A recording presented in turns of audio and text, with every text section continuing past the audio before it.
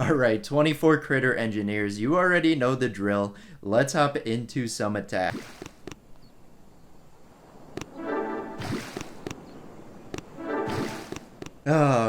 I get the alternative wasn't any better really, but come on, critter engineers, it was up to a vote. I'm surprised that the regular engineers did not win, but we'll make the critter engineers good here. We are not going to be doing all critter engineers. I did that experiment this morning to see if they somehow buffed it a little bit. They might have increased the attack speed on it maybe a little bit, but I couldn't really tell, and I didn't focus in on one exact critter engineer to see if that was true. But I didn't hear anything either, so probably didn't get buffed at all. But I guess having a little bit of extra critters never hurts an attack. But when it takes up 5 boats worth of space, then you're kind of in the danger zone. But once we get by these rocket launchers here, I think we will be able to actually take it out, which is interesting because I tried it out. It was a planned endeavor that we were gonna bring bombardiers with this, and I tried it out with 2 boats of bombardiers, and I lost a battle instead of winning it, and I was like, I don't even know if this is gonna work. But here we are on a huge ice base, granted no prototypes, and it looks like we will have enough to win here.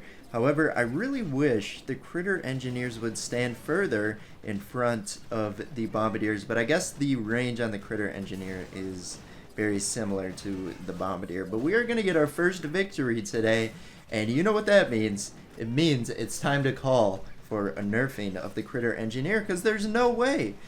There's no way. Bombardiers, they're a terrible troop. How can critter engineers make bombardiers look so good? And it definitely can't be bullet. Bullet's really weak as well.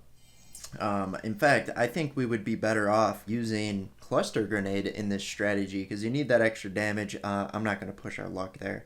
I'm going to be picky on the bases today as we have to hype up the bombardiers because they are the inferior troop here.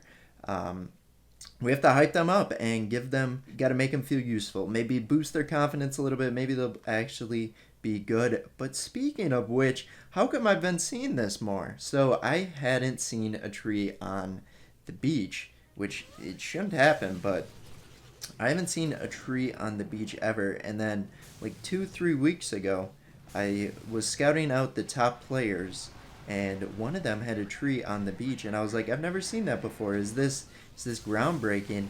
Ever since then, I had people in the comments saying they have multiple on the beach, which is really cool, and that it's like a known thing. And now, ever since then, I've seen 3 different bases, this being like the 3rd or 4th, with trees on the beach. That's kind of cool. Really appreciate it. It looks like it seems like the same.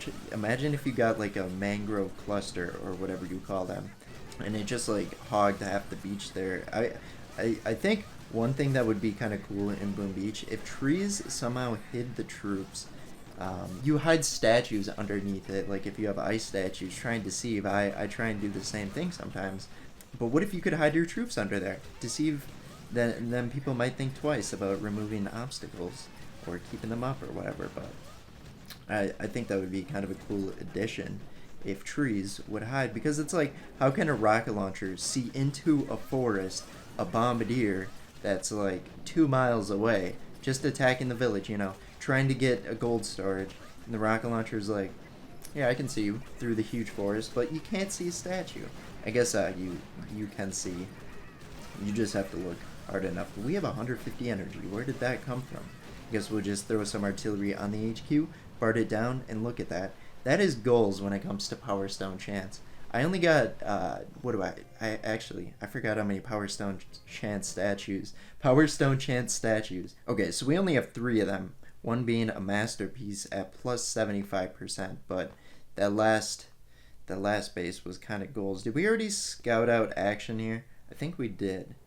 Yeah, we did. I think backloaded bases will be the way to go today, but we are going to be trying this one out anyway, as this kind of looks like a defending Hammerman base with the way he has his mines all in the front there, but maybe just like a taste of a defending Hammerman base. But I know the critter engineers take out mines, because of their critters, but I do not want to risk our Bombardiers, since they stand so close to the critter engineers. I don't want to risk them missing it and then them taking out my Bombardiers. So get back to critters, clean up that beach, and how are we looking? Let's get a couple shocks out, and I think we'll be good with this base. I didn't see any ice statues, but then again, look at that.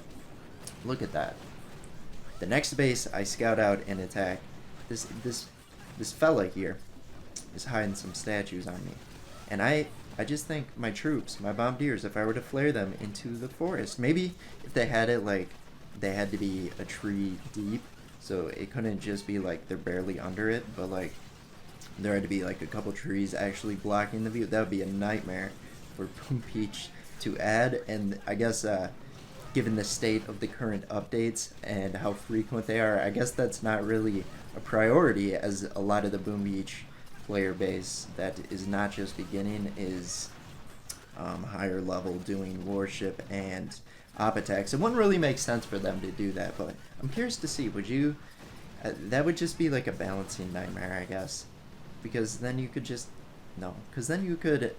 remove the forest and actually like give your base a haircut or something like that, which I think is kind of ironic because I really need a haircut too. But I clean up my base all the time. Look at, I guess since we're talking about it, let's remove some trees. Is that one hiding? Okay, it's hiding a troop damage one. We'll get rid of it. And then where's my other ice statue? It's chilling in there. We're gonna leave those two be because look at how covered up that one is. Nice try, you young mangrove.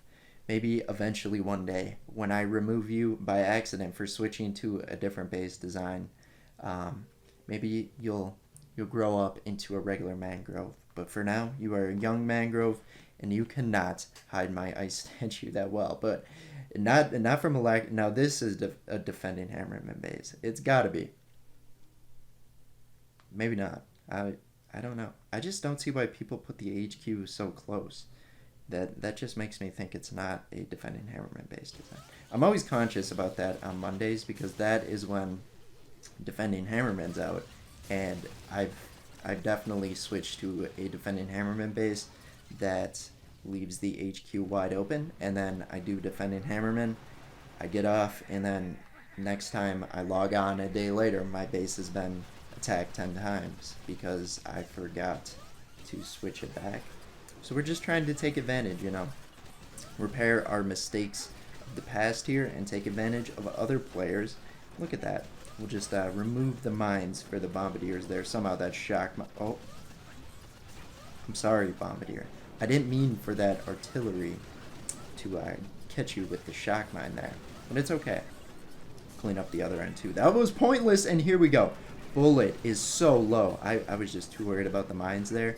And now we are panicking because Bullet is low health. Good thing we can give him a couple drinks. Look at that. It was almost 0 to 75% health in like 3 seconds there. That is crazy. Yeah, like I said, Bullet super weak. Can't you tell? Just tanking the whole base. Like, if you were really strong, Bullet, you wouldn't take damage at all. And yes, that is a challenge to him because that would be nice for the critter engineer week if he did not take damage at all, but still defenses focused him, because then maybe the critter engineers wouldn't be so useless after. I mean the Bombardiers, excuse me, the Bombardiers, because the Bombardiers are the weaker unit here. Critter engineers are carrying it. Could you look at two Bombardiers? How are you dead? You stand behind, you still get targeted? Like what? Okay.